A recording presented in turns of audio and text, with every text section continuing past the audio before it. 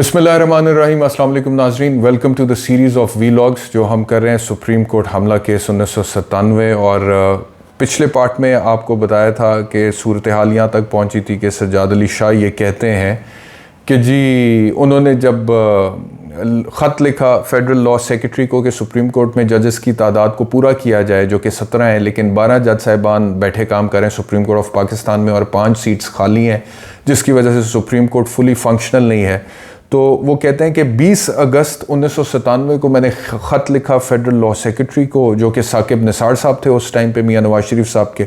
तो 21 अगस्त को उस वक्त के सदर ममलिकत फ़ारूक लगारी ने एक प्रेसिडेंशियल ऑर्डर पास कर दिया, जिस प्रेसिडेंशियल ऑर्डर के तहत ये हुक्म सादर हो गया कि सुप्रीम कोर्ट के जजेस की तादाद 17 नहीं होगी बल्कि वो 12 होगी।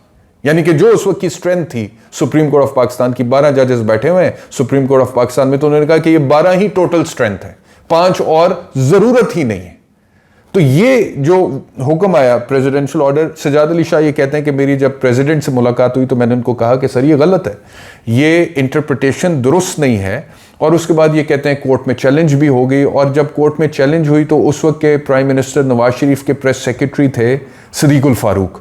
तो सदीकुल फारूक जब अदालत से बाहर निकले तो बाहर निकल के उन्होंने प्रेस से बात की, तो उन्होंने कहा कि ये बिल्कुल कॉन्स्टिट्यूशनल है, कानूनी है और इसमें कोई ऐसी कबाहत नहीं है। लेकिन वकला बिरादरी दूसरी तरफ इस बात पर डटी हुई थी कि ये दुरुस्त नहीं है, और अगर मियां नवाज शरीफ साहब 2/3 अक्सरियत के साथ हुकूमत बना ही चुके हैं तो इस तरह से वो इदारों के साथ नहीं कर सकते हैं कि सुप्रीम कोर्ट ऑफ पाकिस्तान, जिसमें जजेस की तादाद 17 है, उसको एक प्रेसिडेंशियल ऑर्डर के जरिए से 12 के ऊपर ले आए, सिर्फ इस वजह से कि 5 लोगों की अगर एलिवेशन प्रोविंशियल हाई कोर्ट से सुप्रीम कोर्ट में होगी तो वो 5 लोग जो हैं वो मियां नवाज शरीफ नहीं चाहते हैं कि वो सुप्रीम कोर्ट जाए, वो ये चाहते हैं कि वो प्रोविंशियल हाई कोर्ट्स के चीफ जस्टिस के तौर पे उनमें से 3 लोग काम करें।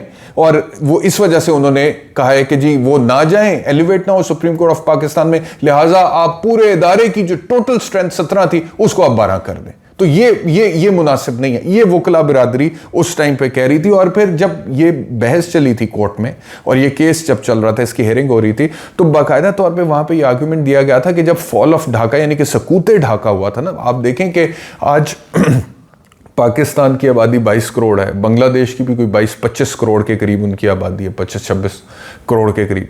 तो उस टाइम पे जितनी आबादी यहाँ पे थी उतनी आबादी वहां पे थी, यानी कि मगरबी पाकिस्तान और मशरकी पाकिस्तान में तकरीबन एक जितनी आबादी थी, और उस आबादी के साथ सुप्रीम कोर्ट ऑफ पाकिस्तान की स्ट्रेंथ उस टाइम भी 17 थी। तो वो आर्ग्यूमेंट ये आया सुप्रीम कोर्ट ऑफ पाकिस्तान में कि सकूते ढाका, जब वहां पे इतनी बड़ी तादाद में लोग अलहदा हो गए और वो बांग्लादेश बन गया, उस सकूते ढाका के बावजूद सुप्रीम कोर्ट के जजेस की कुल तादाद 17 थी, 17 ही रही, वो कम नहीं हुई। तो अब उसको आप 12 पे कैसे लेकर आ सकते हैं? ये आर्गुमेंट वहां पे दिया गया। और उसके बाद 5 सितंबर 1997 को सज्जाद अली शाह अपनी किताब में कहते हैं कि वो ऑर्डर सुप्रीम कोर्ट के 3 रुकनी बेंच ने सस्पेंड कर दिया। सदारती ऑर्डर सुप्रीम कोर्ट के 3 रुकनी बेंच ने सस्पेंड कर दिया, उसकी सस्पेंशन होगी, वो मुअत्तल हो गया। अच्छा जी, वो मुअत्तल हो गया। उसके बाद वो कहते हैं कि कुछ दावतों का एक सिलसिला था, और वो बताते हैं कि शहबाज शरीफ के साथ मेरे ताल्लुकात अच्छे थे, गौस अली शाह साहब बुलाते रहते थे, उनके साथ ताल्लुकात अच्छे थे, PMLN के कैबिनेट मेंबर्स के साथ मुलाकातें होती थी। तो वो अपनी ऑब्जर्वेशन दे रहे हैं, वो कहते हैं कि मैंने ये देखा कि जो मियां नवाज शरीफ की काबीना है उसके अंदर 2 तरह के लोग हैं। एक तो वो ग्रुप है जो मियां नवाज शरीफ को ये कहता है कि जुडिशरी के साथ मुहाजराई नहीं करनी चाहिए। दूसरा वो ग्रुप है जो ये कहता है कि जुडिशरी को आप उनके हिसाब से रखें, आप उनकी बात ना माने, क्योंकि अगर उनकी बात आप मानेंगे तो ये हमारे सर पे चढ़ जाएंगे और पार्लियामेंट की जो सॉवरेनिटी है वो उससे मुतासर होगी। तो पार्लियामान ज़्यादा मुक़्तदर इदारा है, तो लिहाजा अदलिया की बात नहीं माननी चाहिए। तो उन्होंने कहा कि इस तरह मैंने देखा कि 2 तरह के लोग थे वहाँ पे। अच्छा, उसके बाद मजीद वो कहते हैं कि जब ये ऑर्डर सस्पेंड हो गया तो समात तो आगे चल रही थी ना, कि ऑर्डर अभी फाइनल ऑर्डर तो नहीं आया था, अभी तो उसकी मुअत्तली हुई थी। तो 16 सितंबर 1997 को वो कहते हैं कि अभी केस की हेयरिंग हो रही थी, सुप्रीम कोर्ट में बहस हो रही थी। तो उस वक्त के अटॉर्नी जनरल ऑफ पाकिस्तान ने आकर सुप्रीम कोर्ट को ये कहा कि वो जो नोटिफिकेशन था उसको विड्रॉ कर लिया गवर्नमेंट ने, यानी कि वो प्रेसिडेंशियल ऑर्डर जिसके तहत जजेस की तादाद 17 से 12 की गई थी, हुकूमत ने वो विदड्रॉ कर लिए। तो चीफ जस्टिस को और सुप्रीम कोर्ट को और वकला को लगा कि ये तो बड़ा खुशाइन है, अब क्या होगा आगे, इसका मतलब है कि हुकूमत अब उनकी बात मान लेगी, और जो तादाद है जजेस की 17 वापस मान ली गई है, तो 5 असामियाँ जो खाली हैं उस पे लोगों को एलिवेट कर दिया जाएगा। तो कहते हैं कि हमने इंतजार करना शुरू किया कि जी अभी करती है हुकूमत, अभी करती है, अभी करती है, लेकिन वो हुआ ही नहीं। और फिर एक रिपोर्टेड केस जो है जजेस केस, उसके मुताबिक जो मुद्दत है जिसके अंदर हुकूमत को रिस्पॉन्ड करना है वो 90 रोज थी। तो कहते हैं कि 90 रोज जब गुजर गए तो 90 रोज बाद प्रेस ने उस वक्त के लॉ सेक्रेटरी साकिब निसार, जो बाद में चीफ जस्टिस पाकिस्तान बने, और उस वक्त के लॉ मिनिस्टर खालिद अनवर, उनसे पूछा कि बताएं जी कि वो तादाद पूरी कर रहे हैं आप लोग सुप्रीम कोर्ट में जिस तरह से सुप्रीम कोर्ट की डिमांड है। तो उन्होंने आगे से जवाब दिया नो कमेंट्स। उसके बाद कहते हैं कि ये बहस शुरू हो गई कि पार्लियामेंट के एक्ट के जरिए, थ्रू एन एक्ट, अभी भी आप देखें ना, अभी through the act of the parliament article 184(3) के अंदर उन्होंने उसको कहा है ना कि हम रेगुलेट कर रहे हैं और एक राइट ऑफ अपील दे दी है। अभी भी ये आजम नज़ीर तारड़ साहब जो लेकर आए हैं कानून, जो कि अब पास भी हो गया नेशनल असेंबली से भी, सेनेट से भी, उसमें अपील जो दी है कि 184(3) में सुप्रीम कोर्ट ने पुराने जितने भी फैसले किए हैं उनकी अपील 30 दिन के अंदर हो सकती है। तो तब भी फिर जब प्रेसिडेंशियल ऑर्डर मुअत्तल किया सुप्रीम कोर्ट ने और उसके बाद हुकूमत ने उसको विड्रॉ कर लिया है, तो फिर एक बहस छेड़ दी गई कि अब हुकूमत इसको एक्ट ऑफ द पार्लियामेंट के थ्रू करेगी कि सुप्रीम कोर्ट के जज साहिबान की तादाद जो है उसको 12 के ऊपर ले आए, 17 की बजाय। यानी कि वो भेजने नहीं, जो लोग नीचे चीफ जस्टिस हैं उनको ऊपर एलिवेट नहीं करना। अच्छा, वो प्रेसिडेंशियल ऑर्डर से नहीं हो सका तो अब उसको एक्ट ऑफ द पार्लियामेंट के तहत करने की बातें शुरू हो गई। उस पर भी पाकिस्तान बार काउंसिल और वकला ने जो है एहतजाज वगैरह किया और उसकी मजम्मत की। अच्छा, अब इस सारी सिचुएशन में सजाद अली शाह ये कहते हैं कि सार्क लॉ कॉन्फ्रेंस आ गई। अब सार्क लॉ कॉन्फ्रेंस में 7 मुल्क हैं सार्क में, आपको पता है। तो उन्होंने कहा कि मैं तो चीफ जस्टिस पाकिस्तान के तौर पे उसमें शमूलियत थी मेरी, लेकिन उसके अलावा हिंदुस्तान, बांग्लादेश, श्रीलंका, नेपाल, भूटान और मालदीव्स के चीफ जस्टिस पाकिस्तान आए। तो अब वो कॉन्फ्रेंस जो थी उसमें फिर प्राइम मिनिस्टर साहब को भी दावत दी गई, नवाज शरीफ साहब को। कहते हैं वो वहाँ पर आए प्राइम मिनिस्टर साहब। अब वहाँ पे मेरा इंटरेक्शन होना था नवाज शरीफ साहब के साथ। अब एक बड़ा इंटरेस्टिंग दिलचस्प वाक़या है इसके अंदर जो उन्होंने किताब में लिखा है। वो कहते हैं कि जब वो नवाज शरीफ साहब वहाँ पर आना था और उन्होंने तकरीर करनी थी, मैंने भी तकरीर करनी थी, यानी कि चीफ जस्टिस ने भी करनी थी और वज़ीर आज़म ने भी वहाँ पर तकरीर करनी थी।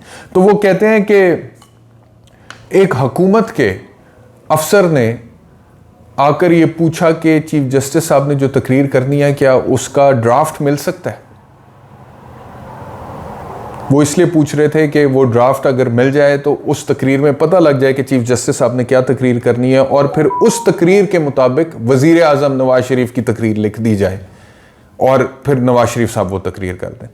तो सुप्रीम कोर्ट की तरफ से जवाब ये गया कि चीफ जस्टिस साहब की तकरीर का कोई ड्राफ्ट नहीं है, हो सकता है कि वो एक्सटेम्पोर ही बोले, वहां पे फिलबदी वहां पे बोले, उनकी तकरीर का कोई ड्राफ्ट नहीं है। तो जब ये कह दिया गया तो बकौल सज्जाद अली शाह उस वक्त के प्राइम मिनिस्टर नवाज शरीफ की लीगल टीम ने इस मौके के लिए नवाज शरीफ साहब के लिए 2 तकरीरों के ड्राफ्ट तैयार किए और 2 तकरीरें दी गई मियां नवाज शरीफ साहब को करने के लिए।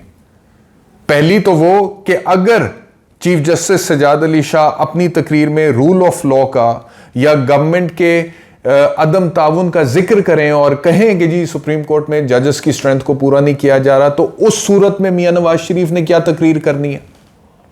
और दूसरी वो कि अगर चीफ जस्टिस सज्जाद अली शाह कोई तकरीर करे ही ना इस नौइयत की कि जिसमें वो हुकूमत और सुप्रीम कोर्ट के दरमियान जो इख्तलाफ है उसका जिक्र करें और बिल्कुल एकेडमिक नेचर की एक तकरीर कर दें, तो उस सूरत में मियां नवाज शरीफ ने क्या तकरीर करनी है। तो वो अपनी किताब में लिखते हैं कि बाकायदा तौर पे वजीर आजम की तकरीर 2 तकरीरें बनाई गई, 2 तकरीरें लिखी गई, 2 तकरीरों के ड्राफ्ट थे और वो वजीर आजम को दे दिए गए कि सर अगर चीफ जस्टिस ये कहते हैं तो फिर आपने ये बोलना है, और अगर वो ये बात करते हैं तो फिर आपने ये बोलना है। ये वो अपनी किताब के अंदर लिख रहे हैं।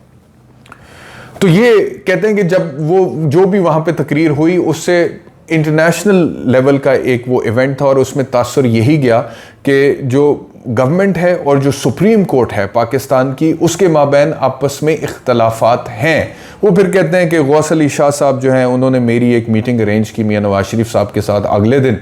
कहते हैं मैं स्टेट गेस्ट हाउस गया, वहाँ पर जाकर उनको मिला, मैंने प्रेस को भी नहीं बताया था, मैं सादा गाड़ी में गया था ताकि प्रेस को ना पता लगे, लेकिन रिपोर्टर्स को फिर भी पता लग गया।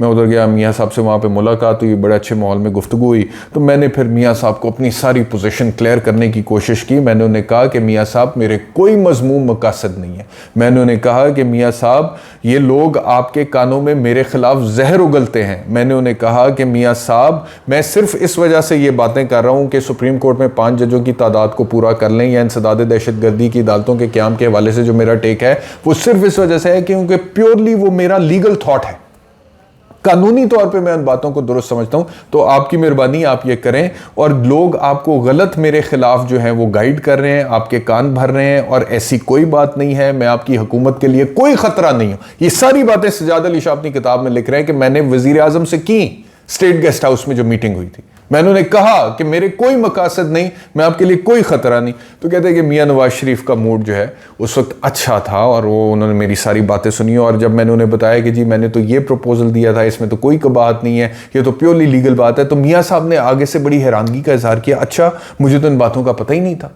तो फिर कहते हैं मैंने उन्हें कहा कि देखें इस तरह आपके और मेरे दरमियान गलत फहमी लोग फैलाते हैं, और ये आपकी अपनी हुकूमत के अंदर कुछ लोग हैं जो इस तरह की गलत फहमी फैलाते हैं। तो मियाँ साहब ने कहा ठीक है, नहीं आप बिल्कुल सही कह रहे हैं, इसको कर लेते हैं। तो फिर मियाँ साहब ने कहा कि भाई रिपोर्टर्स खड़े हैं, आए इकट्ठे ज़रा रिपोर्टर्स के सामने गुफ्तगू कर लेते हैं। तो मैंने कहा कि आप ये पास कर देना जो हमारा मुतालबा है कि जी 5 जजेस पूरे हो जाते हैं तो फिर हम ये जाके रिपोर्टर्स के सामने अनाउंस करते हैं। तो उस पर मियाँ नवाज शरीफ खिलखिला के हंस पड़े और उन्होंने कहा कि मैं इन प्रिंसिपल आपसे इत्तफाक करता हूं, आप बिल्कुल ठीक कह रहे हैं, ये ऐसे ही होना चाहिए, मैं आपसे इत्तफाक करता हूं, लेकिन कुछ रुकावटें हैं जिनको हल करने के लिए कुछ वक्त दरकार है।